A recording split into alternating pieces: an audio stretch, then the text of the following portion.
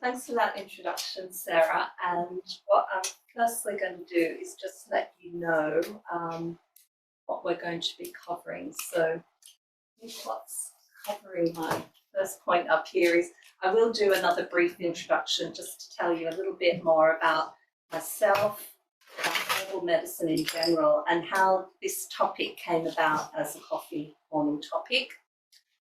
We'll then do some tea tasting. So I've got 3 different teas for you to taste today.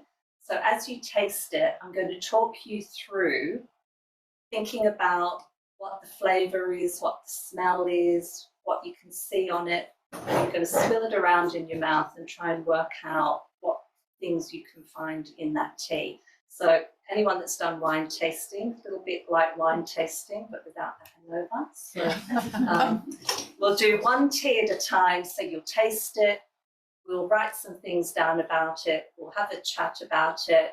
We'll see if you can guess what it is. I'll then reveal what it is, and then I will talk through what the properties of that tea are and how you can use it at home for different ailments. So we've got 3 different teas to do, 1 at a time. Then I'm going to talk about accessible herbs for common ailments. Now, when I say accessible, what I mean is herbs that you can either grow in your garden, on your windowsill, pick up at the supermarket, have in your spice drawer, or easily get from the supermarket or the health food stores. So as a herbalist, there's many other herbs I would use for certain conditions. Today, I'm just focusing on ones that are easily accessible to you so you can use them at home. And I will go through each kind of body system, so talking about your nervous system, your respiratory system, your heart and circulatory system, your digestive system, your muscles, your joints, your skin. So I'll just go through each one of those, talk about some common ailments that, many of us get, and what sort of herbs that you might have around home that you could use to help with those sort of things. So that's what we're covering today. And then there should be some time at the end for question and answer. And then hopefully there'll be some time for you to have your normal tea and coffee and socialising, which is what you're used to on a coffee morning here in the Manor House. Okay, so in terms of introductions, a little bit more about myself. As Sarah said, I am a trustee at the Manor House, so I'm quite passionate about doing things here. But one thing about me is that I am very passionate about helping people be the best they can be. And that's sort of been my purpose throughout my career and my life, really. So I have done that through being a teacher, through doing corporate learning and development, and through being a herbalist. So I really try to look at the whole person altogether. So if I'm doing any corporate learning and development work, I will bring in different complementary therapies into the sessions. So I might do yoga breathing, I might do different sort of stretches, I might do a mindfulness activity, I might bring herbs in, I might bring aromatherapy in. So I will bring that in to help the whole person. And then on the herbal medicine side of things, I can draw on things from my learning and development background.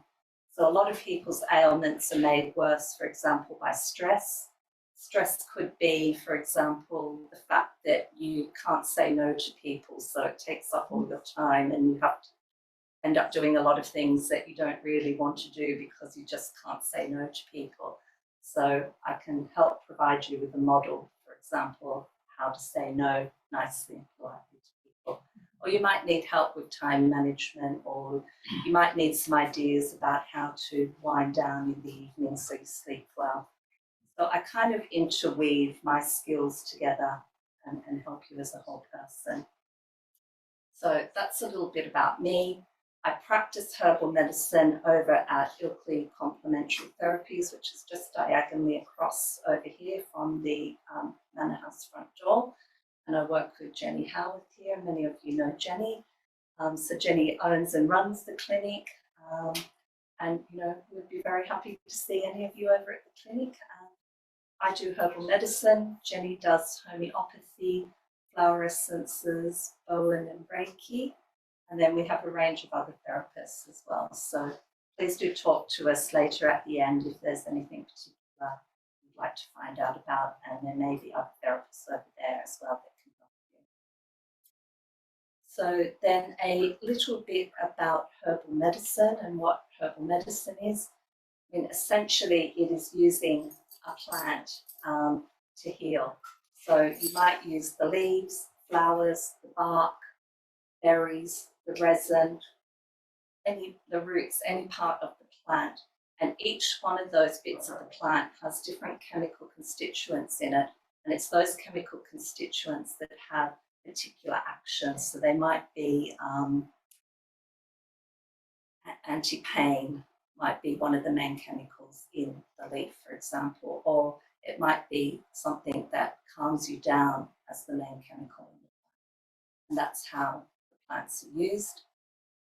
As a herbalist, I would give the herbs out in the fashion of you can have them as a tea, which is probably mainly how you would use it at home.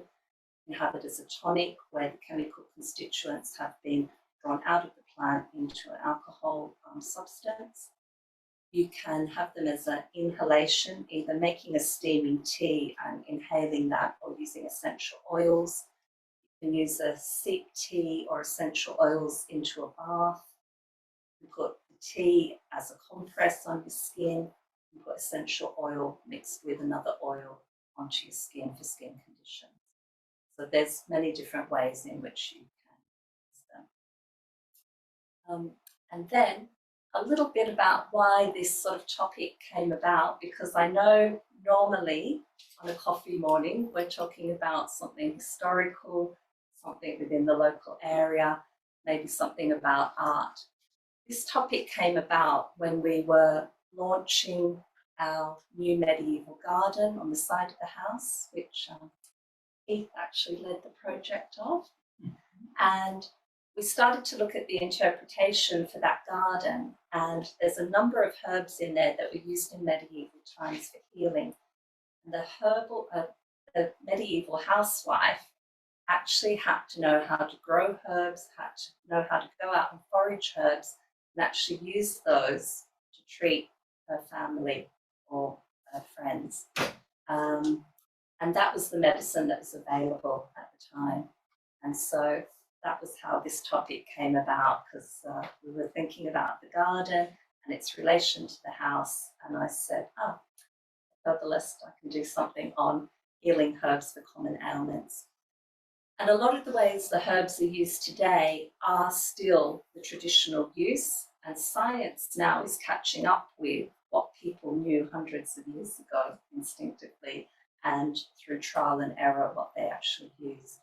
So you can find scientific studies on most herbs, and if you can't find it on the actual whole herb, you can usually find it on what the main chemical constituent is out of the herb as well.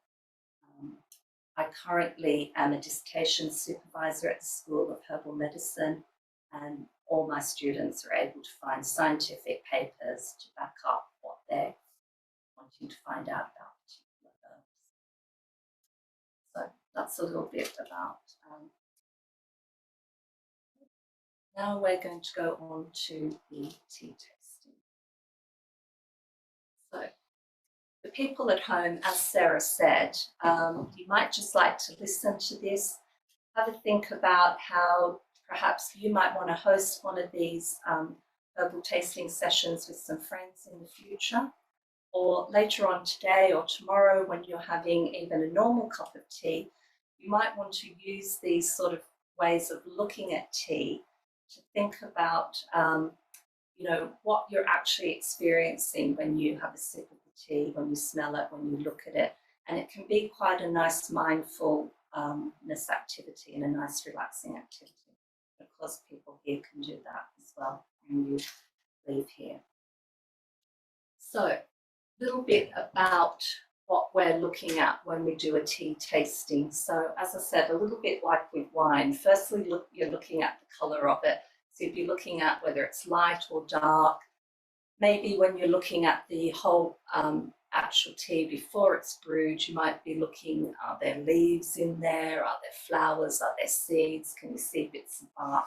So you're just trying to, have a think about what this tea is actually made from. Then you might have a think about what is it actually smelling like. Is it earthy? Is it floral? Is it fruity? Is it citrusy? You'll get different sort of flavours from it. And that particular wheel there is from the International Tea Masters Association.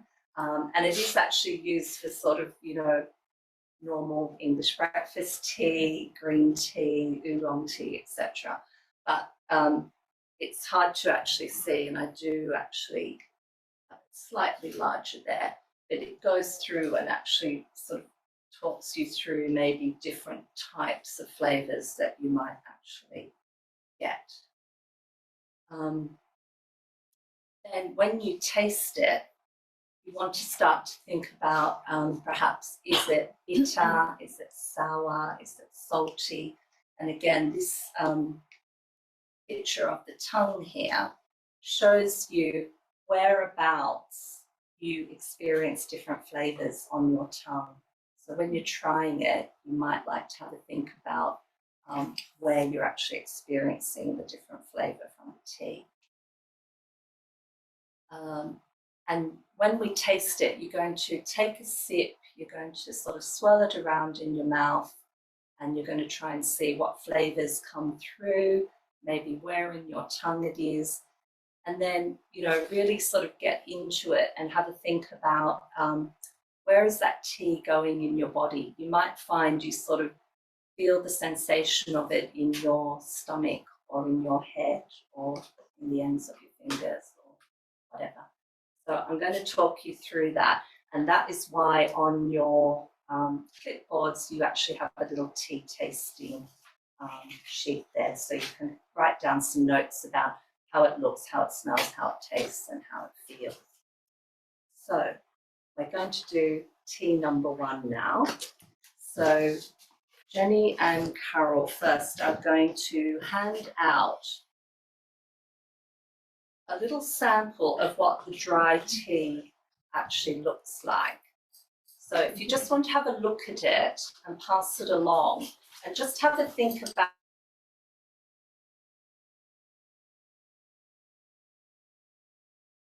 the smell of it, see if it reminds you of anything.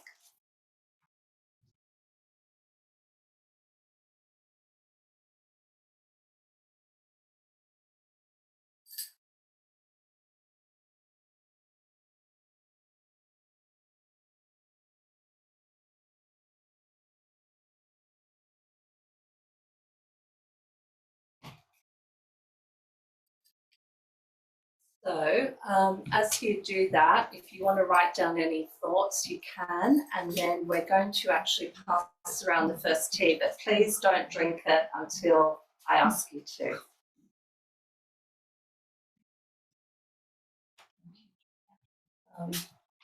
Now, I'm not sure, I'm going to try this on the camera, whether people at home can actually see the look of this first tea. So just have a think whether you think it looks like it's leaves or berries or fruit or seeds or what it actually is. Has everyone had a look at that?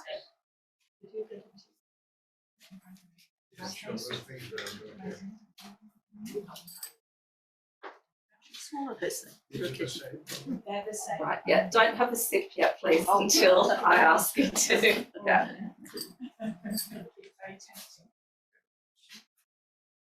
Right. Okay. So, firstly, we've already looked at what the dry tea looks like. Have a look at the colour now of this steeped tea, and just have a look whether you think it's light or dark. Does the colour remind you of something? You might want to have a little think about that. And then we're going to start first with smelling the tea before we taste it. Now, one of the things is that you might think you actually taste with your mouth and your tongue, but you actually taste with your smell, sense of smell as well. And about 90% of the taste actually comes from your sense of smell. And that's why when people lose their sense of smell, either through illness or a condition that they have, they actually find food very tasteless. You might recall yourself when you've got a cold and you've got a really blocked nose. When you eat, you don't really tend to taste anything very much. So we actually need to use our nose as well to actually smell things. So what I'd like you to do is just sort of like close your eyes so you can experience this, and then take the cup right up to your nose and have a really good smell of it. Like really breathe it right in and have a think about what sort of smell you can smell. Is it a florally smell? Is it a fruity smell? Is it a citrusy smell? Is it an earthy smell? Is it a grassy smell? There's all different sorts of smells, and whether you can see any of those smells up there, but I mean, it might be sweet, mainly fruity, floral, earthy, grassy, might remind you of a particular vegetable or a particular fruit. Just have a think about it. Just take a couple of good smells, and then you can write some notes down what you think about the smell on your tasting note.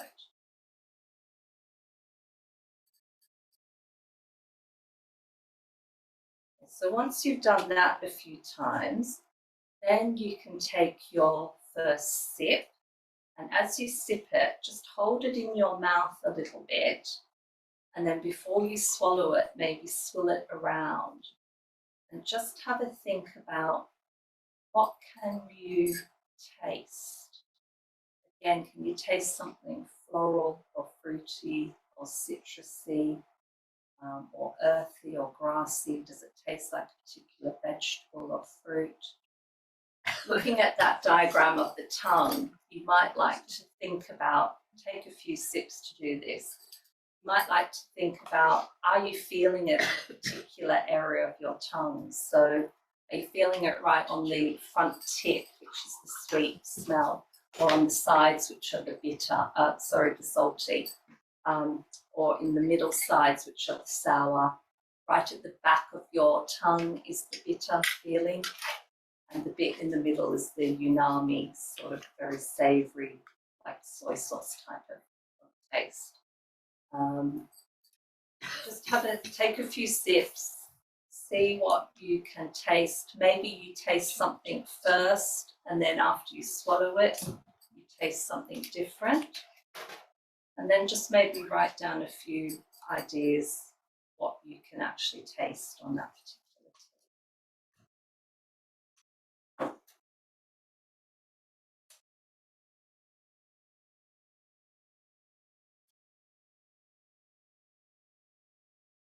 Thank you. Jenny's giving me some to taste myself.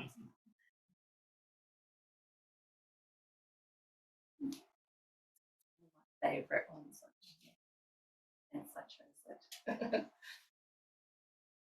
And then if you've sort of written down things about the taste, you might want to take another sip again and maybe close your eyes and really concentrate after you swallowed it and think, where can you feel this tea in your body?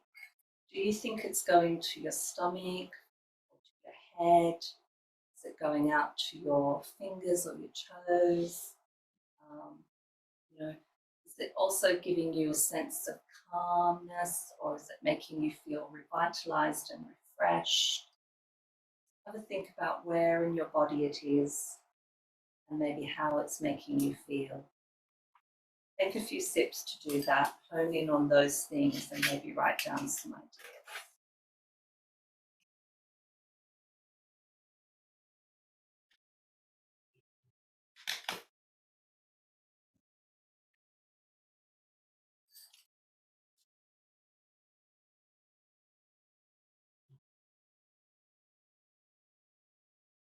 Right, so people at home on Zoom, this is something you can do if you'd like to host a little tea party at home. You can get together a tea and maybe go through these sort of features with people, and then you're going to reveal it.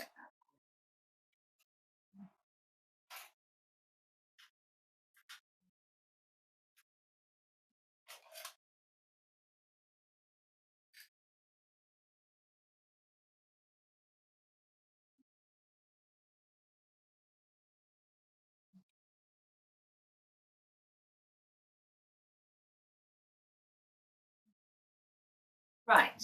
Okay. So you've had a look, a smell, a taste, and a feel of that. So if we maybe just have a quick chat about, what did anyone think about the look of it? Did it remind you of anything?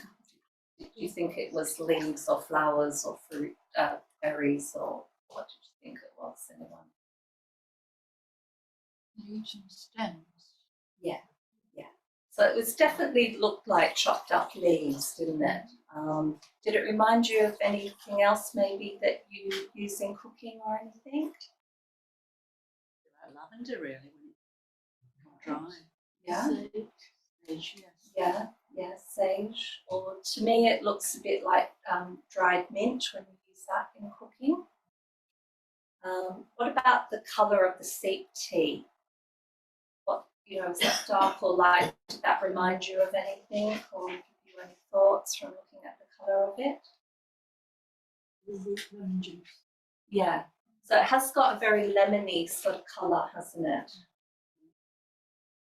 Very light colour. Okay, what about the smell? What sort of smells did you get from it? Yeah, lemon, citrusy. Yeah, definitely those sort of smells. And what about the taste? Taste did people get from it? Fruity and woody. Fruity and woody, yeah. Not sweet. Not sweet. No, Yeah. it's a bit salty. You felt a bit of sourness, did you, on the sides of your tongue? Did anyone get any sort of bitterness at the back of their tongue or any tingling? Yeah, I get a little bit of tingling on the back of my tongue when I have this as well. And then how did it make you feel? Did you feel it went to any particular part of your body or did it give you a particular feeling? Brain. Your brain, yes, excellent.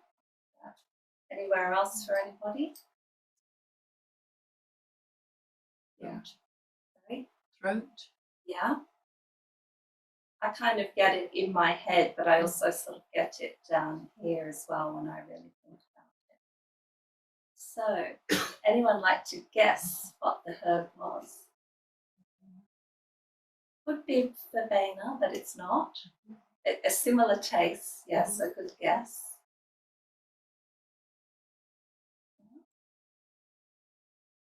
It is actually lemon balm. Oh. So people who said, the colour of it looks a little bit like diluted lemon juice, people that said it had a citrusy, lemony taste, that's what you're actually getting through. So a lot of the times when you're looking at tea, what it actually looks like is what it actually tastes like as well, and what it smells like actually indicates what it's actually about. And people actually said, Julia, you said it went to your head, that's where you felt it.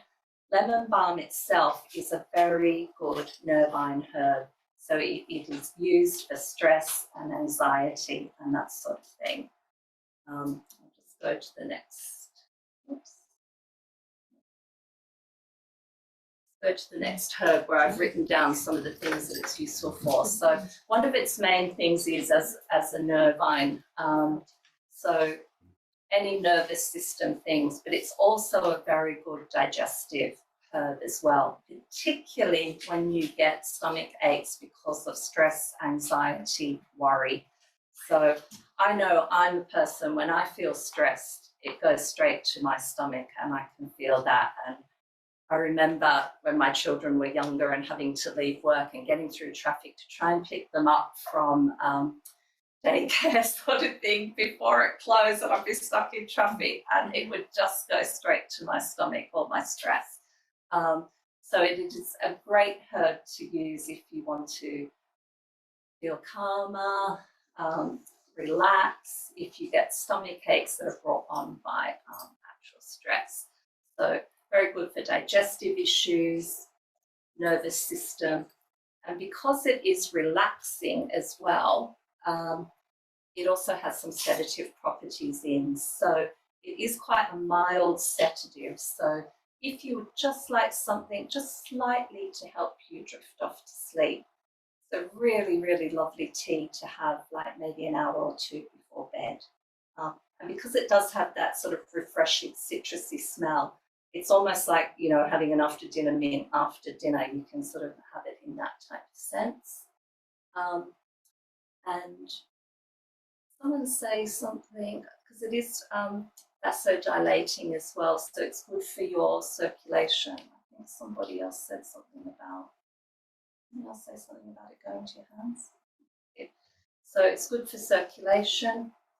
It's really, really good for colds and flus. So because it is an aromatic herb, so think of it a little bit like mint, and it is in the mint family. Anything that's got volatile oils in it is usually antiviral, antibacterial, and often antifungal as well.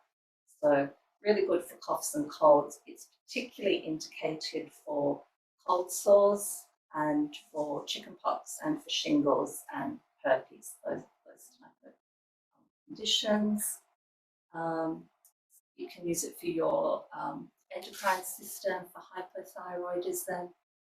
And this one here about the x-rays I put up because, you know, as we all get older, a lot of people often have to go in and get x-rays for this, that and the other. It's very high in antioxidants, and so it's very good to counteract the damage that an x-ray actually does to your body. So if you are booked in for an x-ray, have a couple of cups of this a day, a few days before you have your x-ray and after your x-ray, and it does really help to counteract some of the damage that an x-ray will do for you. And sort of externally, you can use it for viral things. So though I said you could use it for cold sores and chickenpox and that sort of thing, you can actually drink the tea for that, but you can actually use it externally on your skin conditions as well. So you can do that either by making up a very strong tea with the leaves. So just get the leaves, pour boiling water on them, cover them and leave them for about 10 minutes. And then you can dab a cotton wool in that and you can put it on your skin. If it's something like a cold sore, I have been known to actually just rip a leaf off the plant and actually stick it on my cold sore because I do suffer from cold sores. Or you can get the essential oil like from the health food store or order online. And if you mix that with any other oil, and then you can apply that to anywhere on your skin. And when I say any other oil, you do not need anything special. Whatever is in your kitchen cupboard, it could be olive oil, it could be rapeseed oil, it could be any sort of vegetable oil. You just need to mix it with something else so it's not applied neat to your skin. I mean, you can even mix it in with a little bit of any moisturizer that you use as well, just a couple of drops. So yeah, it's a really lovely sort of tea. It's one of my favourite ones and it can be used for many different things. It's very easy to grow if you can get a plant of it, and it just takes over the garden like mint. So if you don't want it growing everywhere, you may actually want to put it in a pot. But equally, you can buy the tea, I think, in the health food store. I think, you know, you can find it in some supermarkets as well. It might be known as Melissa, which is part of the Latin name, but Melissa has been used quite commonly as its name as well for lemon balm. So that's a little bit about that tea. Right, so now what we're going to do is cleanse your palate with a little drink of water and a little bite of a water cracker, and then we're going to move on to tea number 2. Let's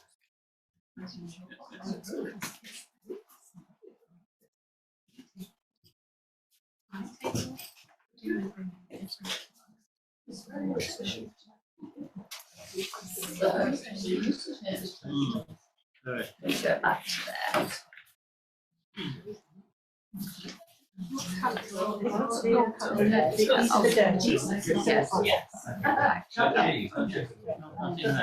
Please, thank you. That's lovely. There's nothing in any of them, so helpful. I don't want to walk in front of the camera like oh, there we are. Thank you.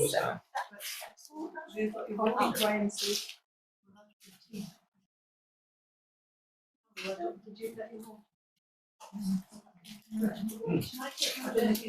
Carol? I don't think Greenbridge is water. I'm going to take it up. I was going to use it again. No, oh, this is different. So area. Right, No, thank you. oh, well, you take out the last few other two drinks.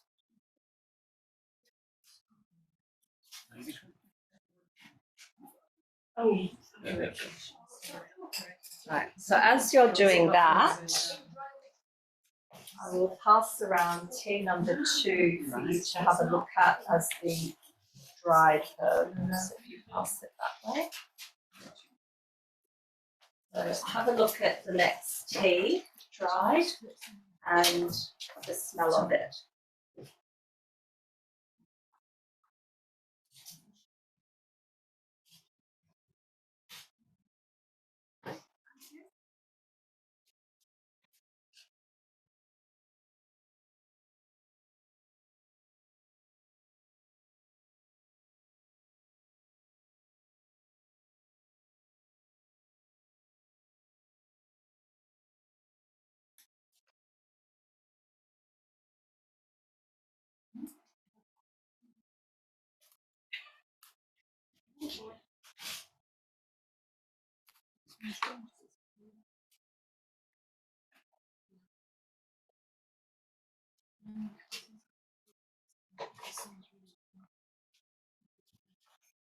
So when you're ready, you can bring out tea 2, please.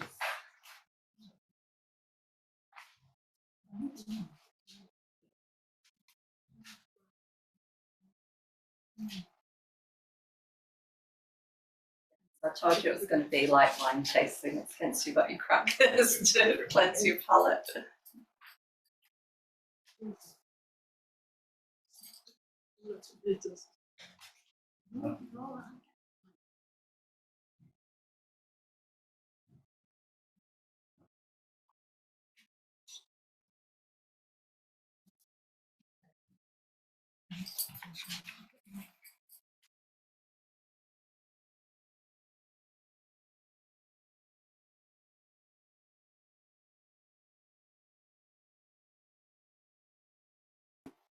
Can't take the waters away in a minute. Or you might want to just leave your water. Should we leave the cup. waters? Yeah, Is that because better? we'll have a sip of water again before the next tea. We've got 3 teas in total, so we just need some water. Right, so again, don't taste this tea until I tell you to. Has everyone seen the dried tea yet that's come around? Again, have a look at that and think about, does it look like, does it actually look like it's leaves? Does it look like it's bark, seeds, flowers, that sort of thing on the dried tea? Have a smell of it, see what you think of the smell of the dried tea. Yes, please do. And then with the actual steep tea, now have a look at the colour of this. It will be quite different in colour to the first tea that you had. And again, you might see little bits in it because it was a finer tea. And maybe the strainer wasn't as fine on this one to get it all down. And start off by having a smell of this one. So again, close your eyes. Have a really big inhale of it. Have a think about what does that remind you of? Is this one a fruity, citrusy, sort of florally one like the other one? Or does it smell more earthy or grassy? Does it smell of a particular vegetable or fruit? Is it nutty or sweet? Is it savoury or bitter? Have a think about what you think it smells like and maybe write down something on the smell of it. So inhale a few times and think about that.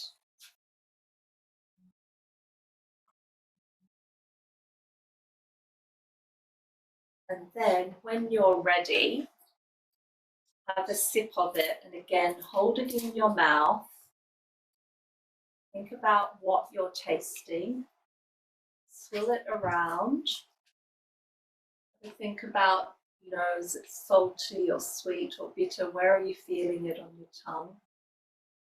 What sort of flavours are you tasting? Is it different when you're holding it in your mouth to when you swallow it? Does it feel smooth, sharp?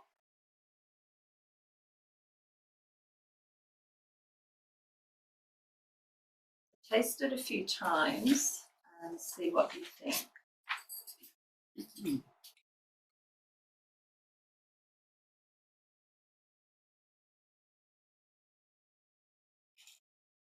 If it maybe makes you feel warm or cool. And after you've tasted it a few times, thinking about the taste, close your eyes and taste it again and see where you think it goes to in your body. Does it go to a particular area? Does it make you feel hot or cold? Does it make you feel relaxed or refreshed?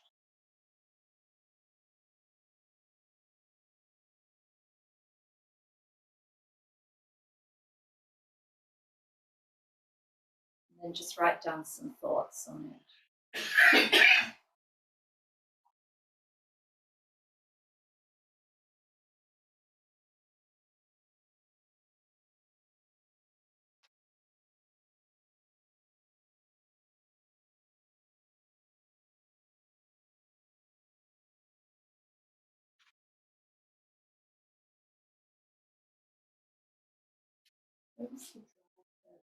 Sure.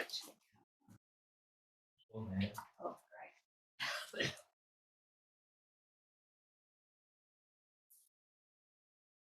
So, just for people at home, hopefully, I want to show you what the dried one of this looks like.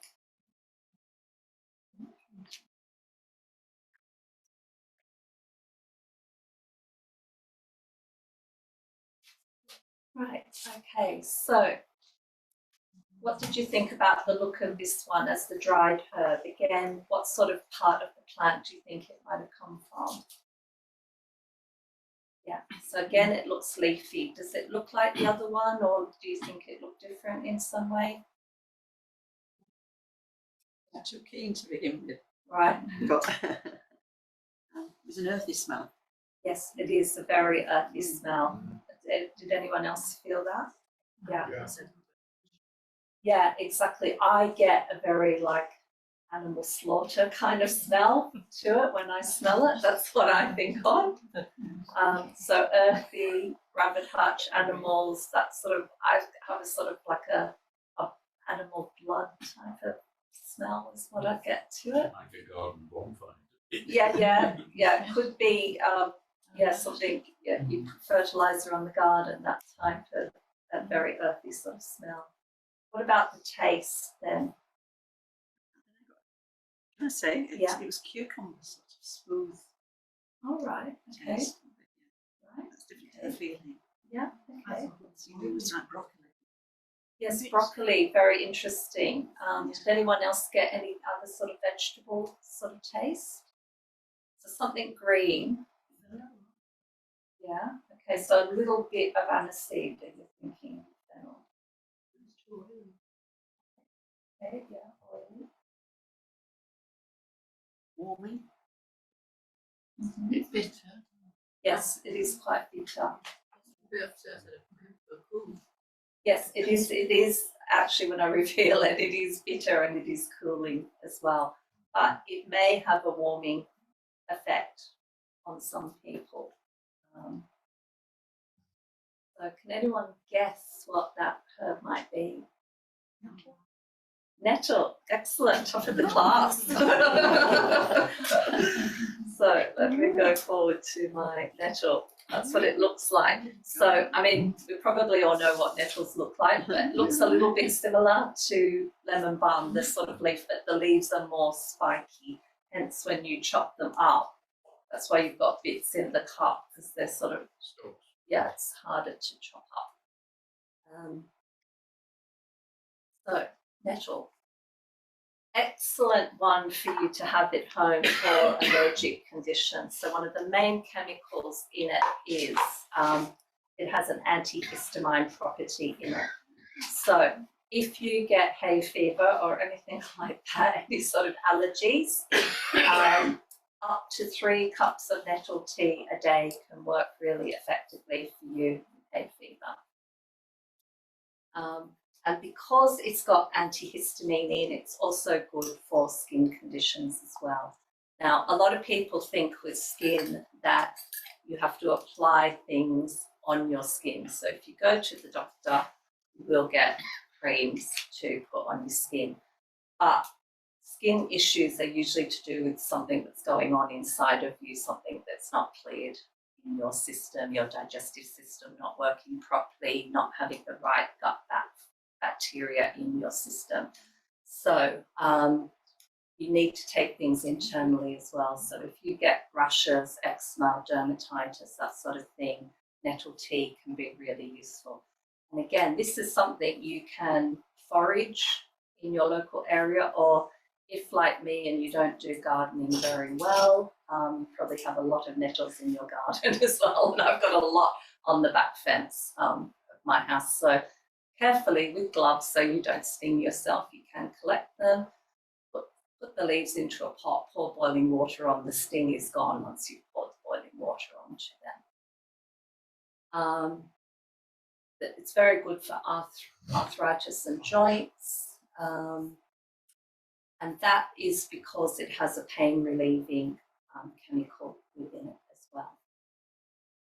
One of the other things that you mentioned about it sort of having the earthy smell, the rabbit hutch smell, I was sort of saying that I sort of had like the animal slaughter smell. That is because it's very high in iron, and that's where you get that kind of blood type of smell from. And because it's really high in iron, it's very good for sort of fatigue and anemia and people that are convalescing. So, you know, if you've had an illness or you've come out of hospital or surgery for something, because it's so high in iron, it can help actually give you energy. It's also very, talking on the blood side of things, it's very anti-hemorrhagic as well, so it actually stops bleeding as well. So particularly people who suffer from nosebleeds quite a lot, nettle tea can be really useful for you for that. Burns and scalds, again, because of or sunburn, because of the antihistamine in it. So again, that is a traditional thing. Some people may have heard, if you've got sunburn, do some nettle tea and then put compress on where your skin's really sore. And then things for like your urinary system and high blood pressure and things like that.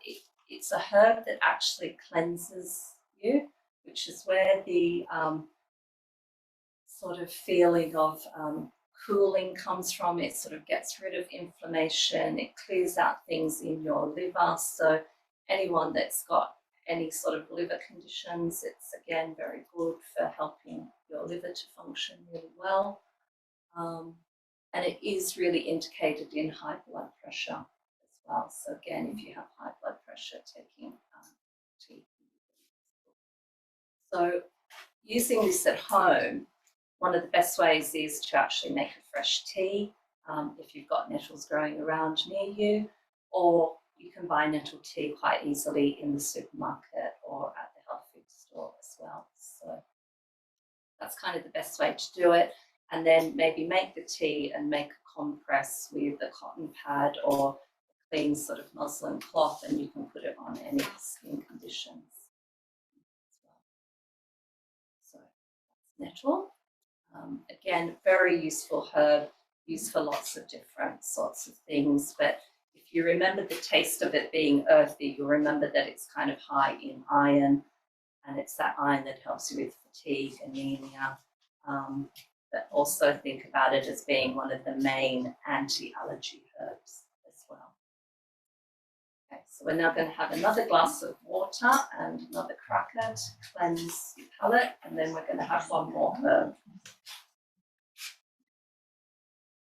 So whilst you do that, I will hand those out.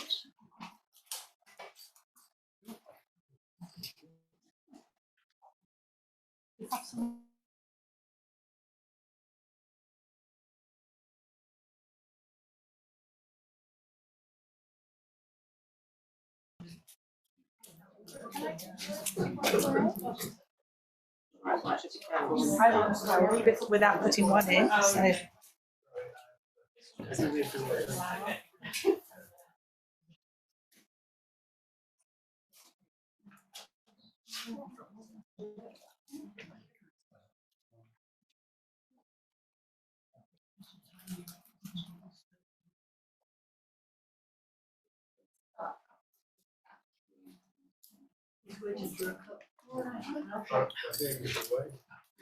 That reminds me way back when I was pregnant. I would put crackers on hot.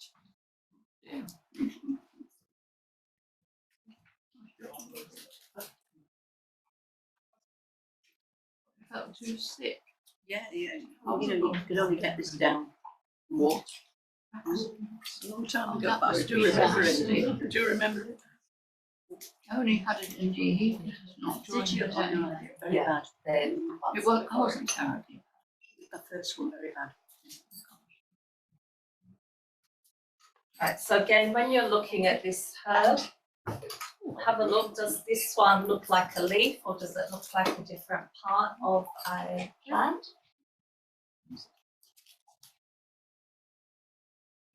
And have a smell of it. See what you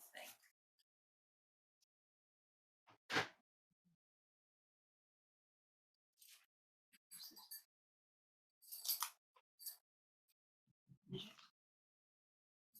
Right.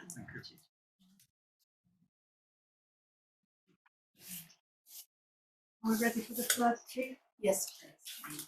And again, don't drink it until I mention to drink it. Feel like I'm back in school saying, don't touch this until I say.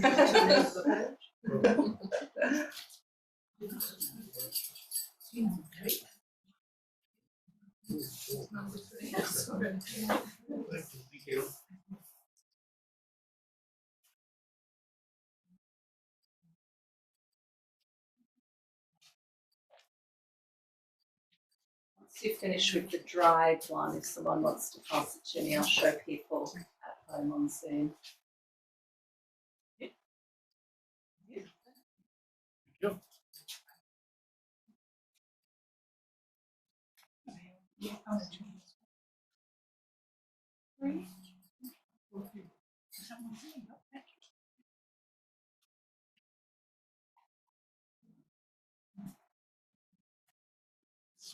Right, so again, with this tea, have a look at the colour of it first.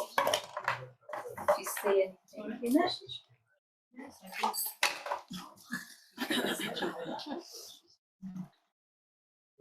And then have a smell of it. Again, if I take you back to the different tastes we're thinking about, think about if it's floral, fruity, earthy, grassy, tastes like a particular herb. For the camera, this is our last tea, what the dried tea actually looks like.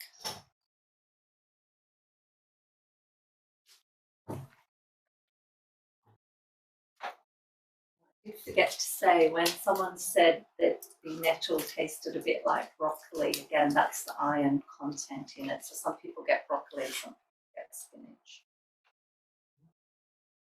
So this one, again, smelling it, what it smells like, and then taking your first sip, holding it in your mouth, swilling it around, seeing where you get the particular flavours. If it's sweet or salty or bitter.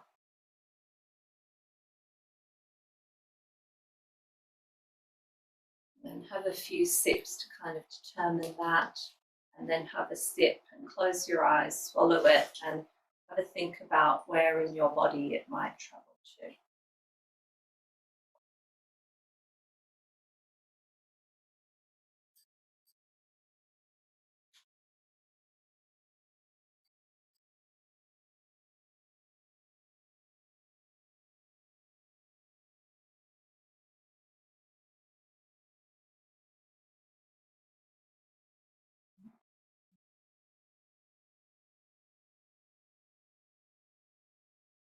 Write down any thoughts you have on that, and then we'll just check what you've got.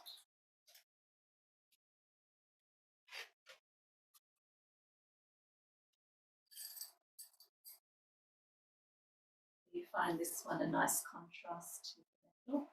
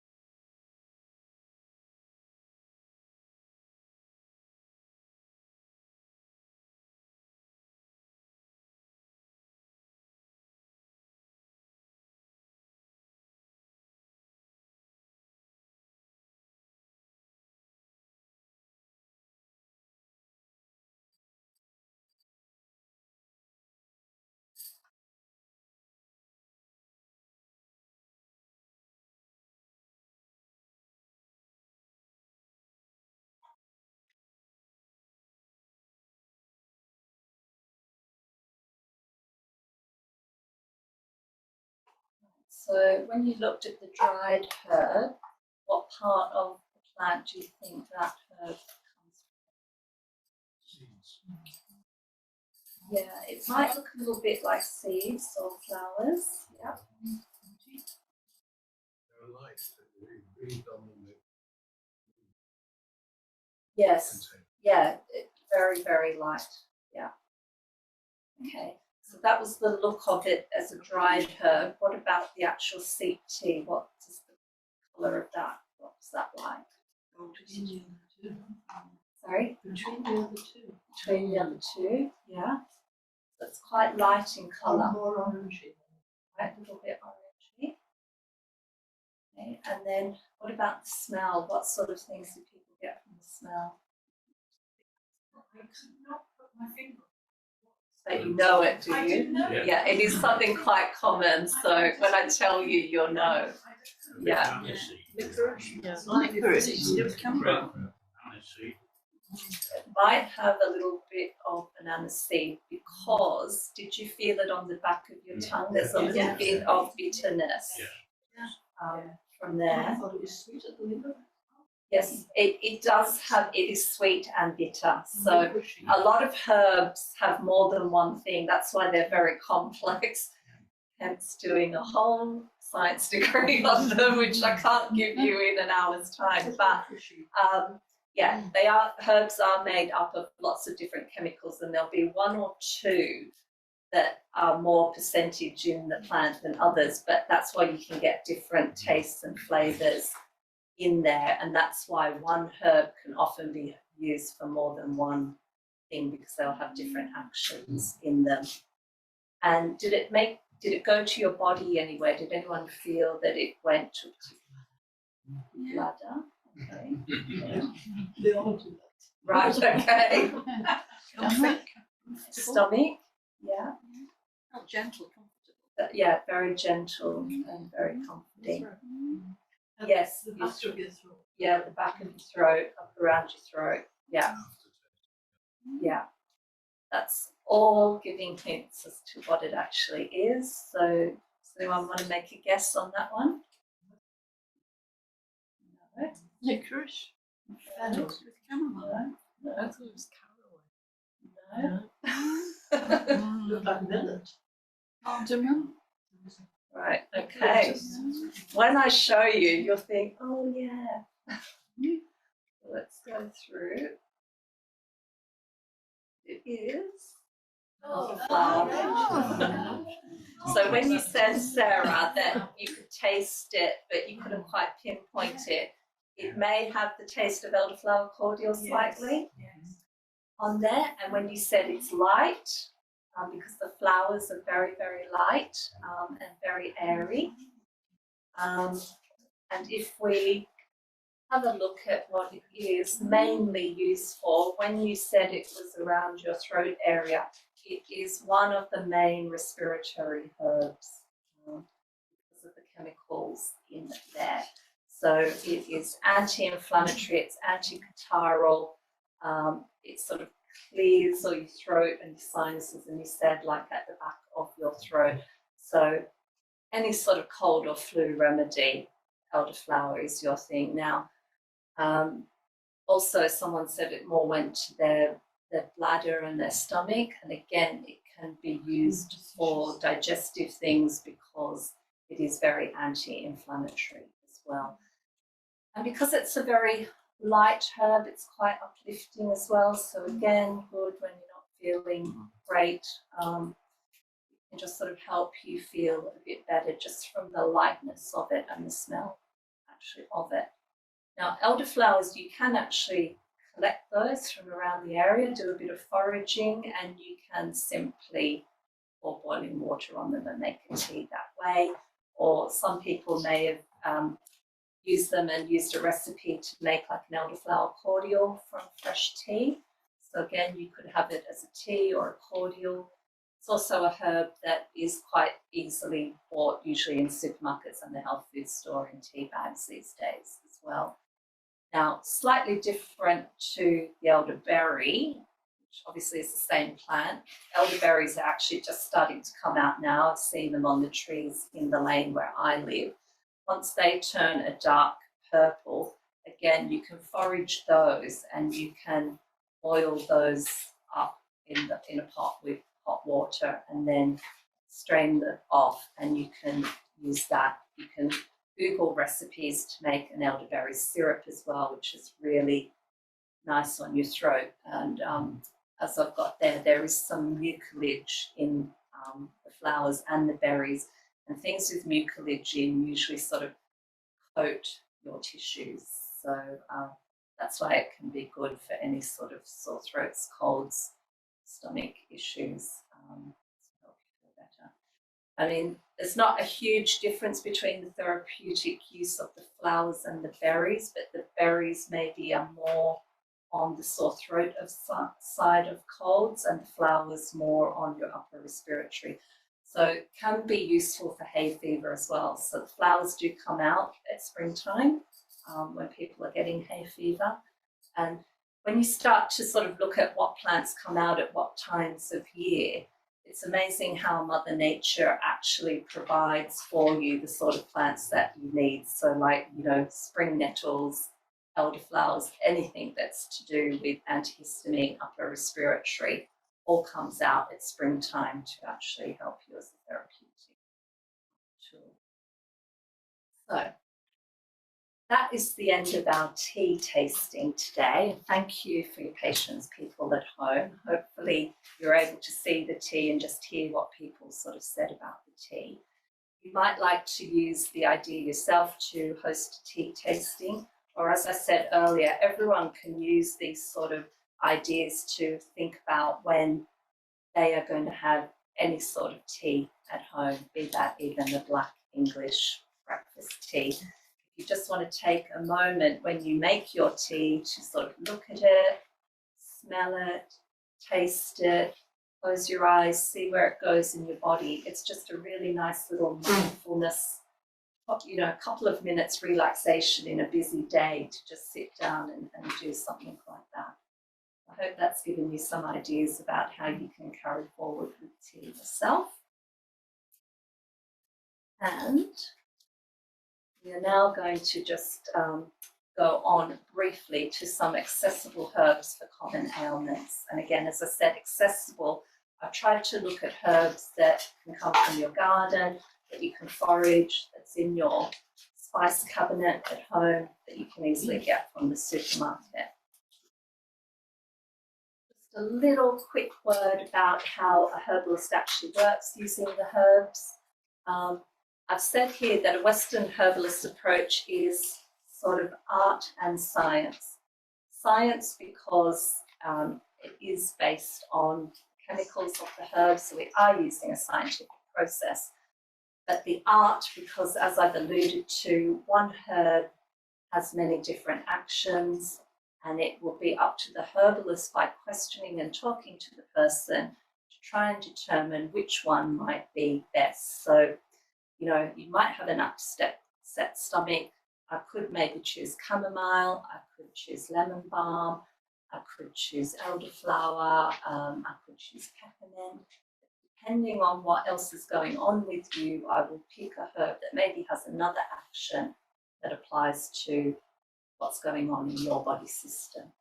And also when it gets to treatment protocol, as a herbalist, I not only would give you some form of herbal medicine or oil or cream, but I would talk about foods to add in or out of your diet, and maybe other things to do like relaxation techniques or exercising or mindfulness activities or all sorts of things. So a little bit like a psychologist, you've got to gather lots of information from people, put it all together, using some science behind it and coming up with a plan that's very unique for you. So first off, as a herbalist, I would assess your current and past health. So I ask lots of different questions, and I go through it by just going through the whole body. So I start at the head and look at your nervous system, you know, stress, if you've got any depression, anything like that. I move down and look at your respiratory system, the person that gets coughs, colds, hay fever, sinus, that sort of thing. Look at your circulatory system and your heart, high blood pressure, low blood pressure, high cholesterol, low cholesterol. You know, if you get numb fingers and hands, cold hands and feet, anything to do with your circulation. Then move through and sort of talk about your digestive area, any sort of conditions you have with that. Then your urinary system. And then I would look at your muscles and joints, your skin, and any past sort of illnesses that you've actually had. So if you see a herbalist, usually the first time you see a herbalist, first consultation is about an hour and a half to really get a good overview picture of you. Then what a herbalist does, which is maybe slightly different to what a doctor does, is they don't think, all right, you've got that, so I'm going for that herb. Think, right, what sort of actions does this person need? Do they need something that's anti-inflammatory? Do they need something that's uplifting? Do they need something that stops bleeding? Do they need something that increases circulation in their body? So we start to think about the actions that we want. And from the actions, we start to think, okay, which herbs have those actions, and trying to limit the number of herbs that maybe one herb has several different actions in it, and that's what we choose for you. And the treatment protocol would then be a herb made up as a tea, as a tonic. It might be made up into an oil or a cream. It might even be some essential oil to use in a diffuser, or to do a steam inhalation with the towel over your head. There's different forms that you can take it in. And as I said, I would look at diet as well. So some of the herbs, which I'll come on to in a moment, are things that we eat, and you can just use them in your food, and that's how they're really accessible as well.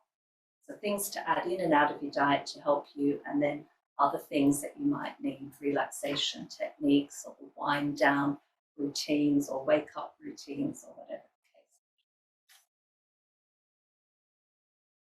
Now, here's some actions. I'm not going to go through all of those, but when we're looking at the actions of a herb, that actually comes from the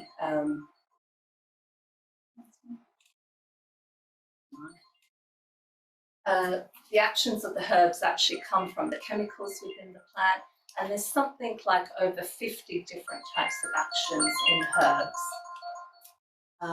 here's just a few of the main sort of ones I've put up with some examples of herbs that come under those actions. So I'm not really going to talk through them, but you might want to have a look at that and maybe think to yourself about, what are some of the issues that you maybe commonly have or people in your family have? What sort of actions might you be looking for? So on the nervine side of things, are you a person that gets stressed easily, gets anxious a lot, worries a lot about things? It might be nervine herbs that you're looking at. If you get like a lot of coughs, colds, viruses, that sort of thing, it might be more antiviral, antibacterial, antifungal herbs. If you get tingly hands and feet, it may be circulatory type of herbs that you're looking for.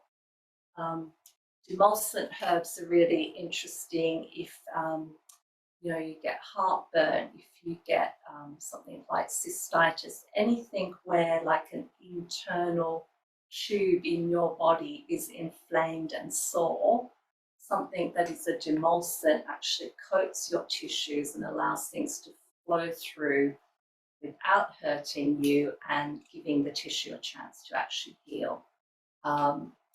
Diuretics, if you're a person that holds a lot of water and you may need to release that, if you get a lot of like bloating in your feet or your hands, it might be diuretics that you need. So there's all sorts of different actions. You might just want to hone in there on maybe ones that are applicable to you rather than me. And then ways to consume herbs at home. I've sort of alluded to this already, that you can easily make a tea from plants in your garden. So any fresh plants, you can use the leaves, you can use the berries, you can use the flowers, basically into a teapot, hot water on them, make sure you cover it, leave them steep for at least 5 minutes. To be therapeutic, you really need to have at least 3 cups a day for it to actually work as a therapy. Otherwise, it's just a nice tea to have. You can have it in vinegars or oxymels, and oxymels are honey and vinegar mixed together. So if you're thinking herbs like, something like rosemary, basil, you're thinking garlic, chili, things like that are quite nice thyme. They're quite nice put into a vinegar or to a honey, and the chemicals will come out of the herbs there, and then you can use them on your food, or with honey you can use to flavour other teas that you're drinking. You can have it to inhale or in a diffuser, so you can either make a really hot cup of tea and put it your head with the towel over it and sort of inhale it that way, or you can buy the essential oils of the herb and put it in a diffuser, or put the essential oils on a cotton pad or a tissue and just sort of smell them. You can put them in a bath or make a compress, and again you can do that by doing a tea. Tea in the bath, like wrapped up in a muslin, or just like a stocking or something like that, you can put it in. Or you can use essential oil, again mixed with another sort of vegetable oil or olive oil or something like that. Use essential oils or balms where herbs have gone into creams. And then one of my favourite ways of suggesting using herbs at home is actually using it in food. So you can chop them up and make pestos, you can put them in sauces, you can put them in dressings, like as I said, in vinegar, great in soups and that sort of thing. So just sort of, think widely about how you can actually use the herbs. Then what I was going to do is just sort of briefly go through each body system, and I've tried to list here maybe what are some of the common issues people have in that system, and perhaps what some of the herbs are that you can easily get at home and how you might actually consume them. Now again, I don't really want to talk through this line by line, but as these pop up, you may want to have a look on there and just hone in on maybe if there's anything that that's something that you suffer from every now and then just take a note of the sort of herb that might be useful for you. So with the nervous system, we're sort of thinking about anxiety and stress, headaches, low energy, insomnia. It's all your relaxing type of herbs that work well with you. So we've already done lemon balm, and hopefully people found with the fragrance of that being citrusy, it's quite an uplifting smell. But along with that, if you're thinking of rose, lavender, chamomile, if anyone walked past the rose out the front, opposite the front door there, you know what a beautiful smell that rose is and how uplifting it actually is.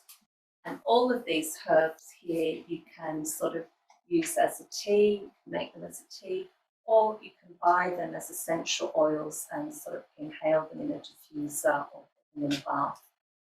The ones I've put in italics there, ashwagandha, which you may also know as withania, and rhodiola. They're adaptogenic herbs, and they're not going to be something that you can grow in your garden or forage or find like that, but they are very common in the health food store, and they are marketed as stress relieving herbs. So if you feel that you are a person, you know, you're going through a period where you've got very low energy, some adaptogenic herbs might be useful for you, and you will be able to find those as teas or tablets in the health food shop. Then if we move from the head to the respiratory system, we're looking at colds, flus, sore throats, sinus, asthma. I mean, other things that I haven't listed down there, you know, you've got bronchitis, hay fever, and all of that. You'll notice from the herbs there, most of them are things that you will put in food. So thyme, oregano, rosemary, basil, and they're all the sort of aromatic herbs, and it's the oils, the essential oils in those aromatic herbs that help clear your passages. They are anti-inflammatory, they reduce fever, so they're useful for all these things. And this is where cold or flu, I say go to town with these herbs and put them in the food. So, you know, make a soup with, you know, make a nice sort of Italian tomato soup or minestrone and put your thyme, oregano, marjoram, rose, just like throw it all in. So do some teas, whatever ones you like, or mix them together. Thyme tea and honey is very nice together. Oregano's got quite a mild smell, and oregano itself is very, very antiviral. So if it is a virus that you've got, that is a key herb for viral infections. Sage is very good for your throat. So make up a tea, put it in food, make up a pesto with it, chop it up and put it in an oil or butter and have it on garlic, you know, make a garlic bread with it. There's all sorts of ways that you can do it. I mean, anyone in my house gets a cold, they get the tea, they get the soup with it all chopped in, they get a pesto with it in, they get it inhaled, they get it, the essential oils put in a diffuser in their room, they get it popped in their bath, they get it in an oil and rubbed on the front and back of their chest. They just go all out with it. So colds and flus, very easy to treat at home with any of these sort of herbs. Then we have the cardiovascular system. So thinking about high blood pressure, low blood pressure, cold feet and hands, anemia, some of the herbs there that are useful. I mean, if you've got high blood pressure, garlic is the number one, but you must have it fresh. So forget about your breath, you love people, you must eat it fresh. Dandelion and hawthorn. Now, hawthorn again is one of those ones that maybe you're not going to have in the garden and forage to make hawthorn tea from, but very accessible in the health food store.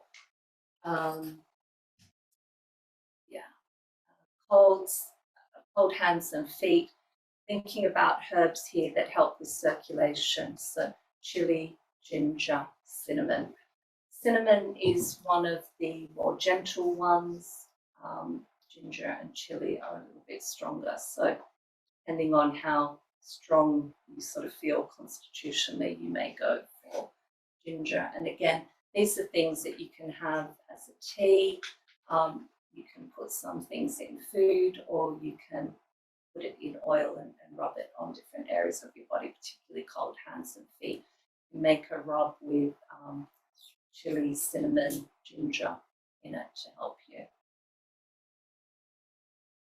Then the digestive system, lots of different things down there. And some of the herbs that are useful, we've already done lemon balm, and again, some people felt that it did go to their stomach. It's a nervine. There's other things like fennel, peppermint, chamomile. Again, things that are quite aromatic are anti-inflammatory, and that's what they're good for these type of issues.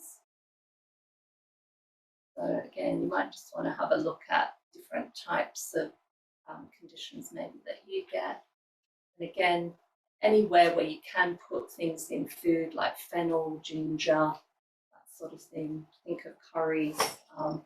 Curries are, though they're hot and spicy, all the spices in curries are very, very calming on your digestive system. So think of the sort of things you put in there: turmeric, ginger, chili, cinnamon, cardamom, fennel, anything like that. Then the urinary system. Again, if you sort of get any sort of bladder type of infections, you're sort of looking at herbs here that are anti-inflammatory and that are antibacterial. So there's some of the herbs up there. I've put marshmallow again in italics there. Again, not something that you're probably going to forage out of your garden, but it is a tea that is sold quite easily in the health food store, and that is a demulcent. So as I was saying before, if you have got pain from an infection, marshmallow tea will help coat your tissues and give your tissues a chance then to. Prostate issues, nettle tea is very indicated for that due to the anti-inflammatory nature of it and also all the vitamins and minerals that are in it. And another two herbs there again in italics because again they're not ones that you're going to find from your garden, but again easily sold in the health food store if that is an issue that you have. And skin. I spoke before about nettles for stings and bites and burns,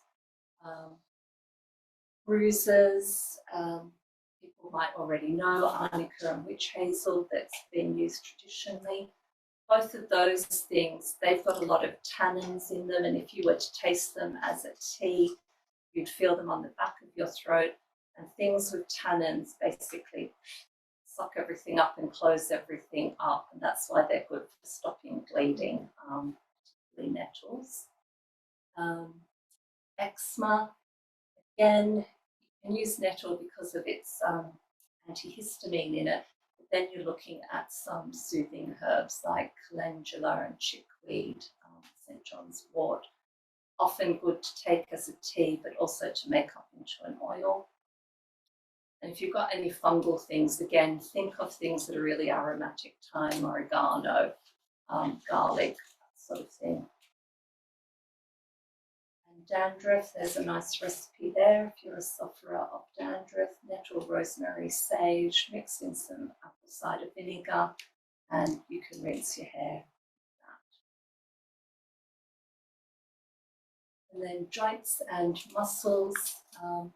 Again, here we're looking at things that maybe bring circulation to you, so sort of chilies, ginger, cinnamon, so herbs. Arthritic pain, then you can make up a nice oil with these sort of herbs that are listed here and rub it on where you've got your arthritic pain. And muscle pain, looking at things that quite relax your muscles. And again, good in a bath, mixed with some Epsom salts and some oil to help relieve your muscle. If you're suffering from sore muscles, magnesium is a very good supplement to take. Again, something quite easily you can get from the health store.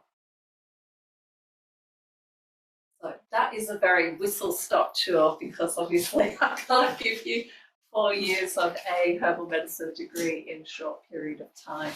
But hopefully that has given you some ideas as to the type of things you can use from your garden, from your kitchen cupboard, or maybe going to the health food store.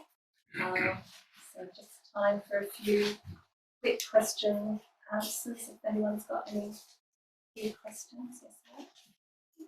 Do you drink the tea cold or can you drink it warm? You can drink it warm and cool, so whatever actually suits you best. So if you've got something, if you're having it for like a cold sort of thing and you are feeling cold when you've got a cold, it's sometimes quite nice to have it warm.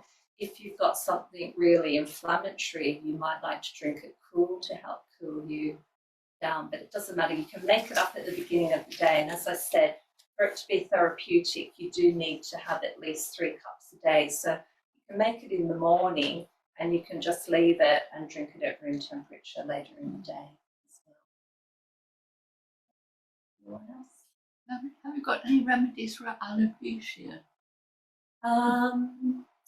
Well, that I would be looking at. I would need to do like a whole thing I of your see. body. But what I would be looking at would be things that actually bring blood to the top of your head. So it would be herbs that are peripheral in nature. So things like chili, ginger, cinnamon, garlic, things like that. There's also another one, again, that you could get in the health food store through a herbalist, which is ginkgo biloba. Things that are going to come to bring the blood to your head to actually stimulate new growth. So you've got little grandstand that suffers from it. Right. Anyone else? My son had COVID about 18 months ago, lost his taste and smell.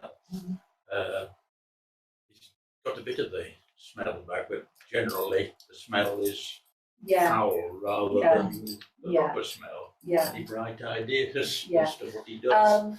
Again, with that one, I would need to talk to the person, but for something like that, you're going to look at what's called adaptogenic herbs, and they are herbs that help return your body to normal homeostasis. So they are usually herbs that you're not going to find in your garden, that you need to come to a herbalist for, but you can find in the health food store. So they're things like the ginsengs, that type of thing. And then it may be needing some upper respiratory herbs as well. So if you're thinking all your thyme, rosemary, oregano, all those sort of herbs that are going to just help restore the upper respiratory system.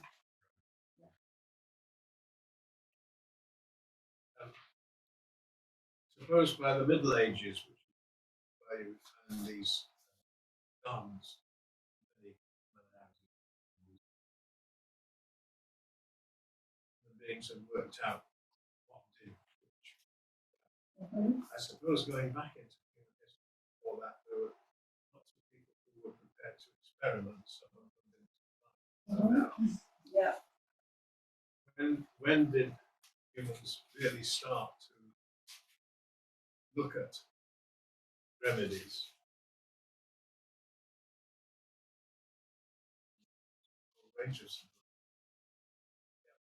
Yeah, it has. I mean, if you go back to the ancient Egyptians, I mean, they were very knowledgeable with what properties were in certain plants.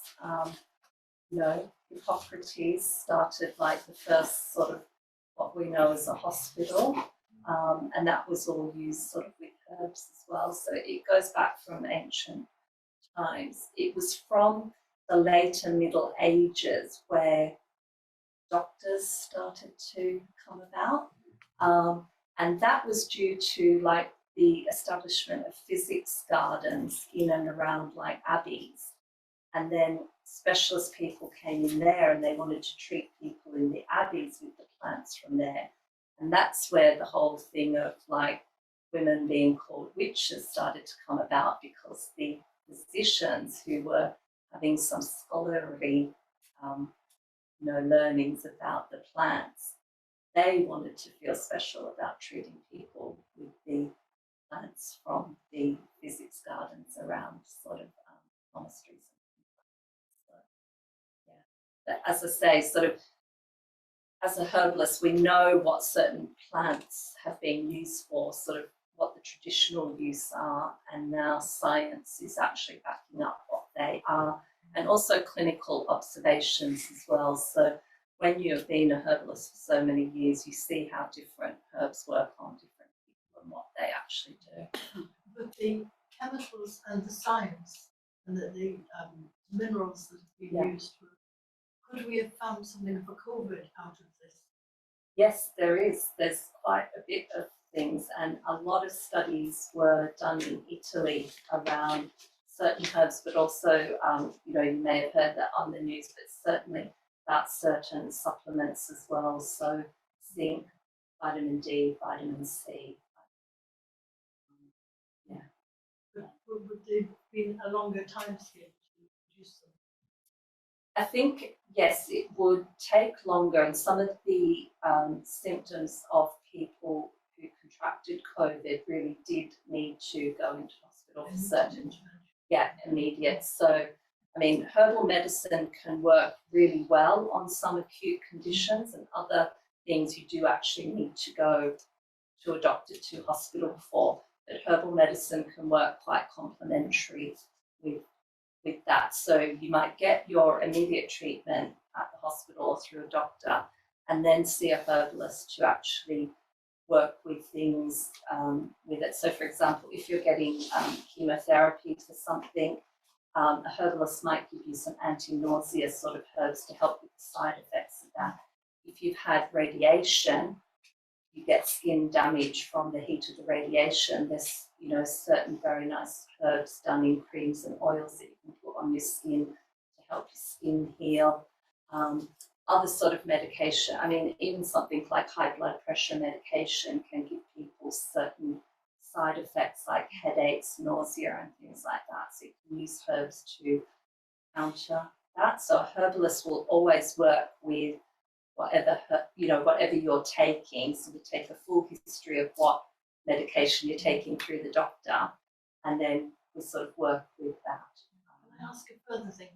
When you say to go into the garden and grab stuff, scalded, Yeah. the stuff you buy in the herbs shop, the health shop, is it denatured? I mean, the tea that people drink, I never drink tea. I hate the sound of the word tea. I'm afraid. Well, thank you for coming to this talk. I live with somebody who does. I just have hot water if it's my choice. Yeah. But the tea that you buy in tea bags or the tea you buy in the herbalist, is it denatured because it's been dry?